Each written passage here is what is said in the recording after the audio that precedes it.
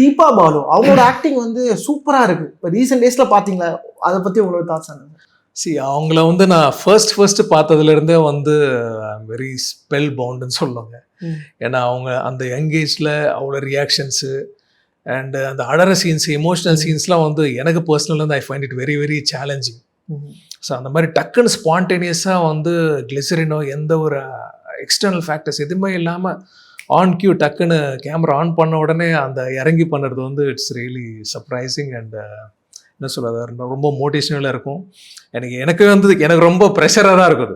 So அவங்க கூடலாம் பண்ணணும் போது அவங்க அந்த அளவுக்கு இருக்குன்னா அவங்கள மேட்ச் பண்ணி பண்ணணும். ஏன்னா என்ன சொல்ற, ஒரு ஆர்டிஸ்ட் வந்து ஒரு சீனில் 4 பேர் இருக்காங்கன்னா எல்லாருமே வந்து ஈக்குவலாக கன்ஃபார்ம் பண்ணி தான் ஆகணும். அப்போ தான் அந்த வந்து சீனை வந்து அழகாக அமையும். இல்லைனா யாராவது ஒருத்தர் சரியாக பண்ணலைன்னா கூட அது கிரம்பிள் ஆகிடும். கண்டிப்பாக. ஸோ அந்த ஒரு ப்ரெஷர் கண்டிப்பாக ஃபீல் பண்ணுவேன். ஸோ அதை பார்த்து தான் பண்ணுவேன். So I have a great respect for any co artist.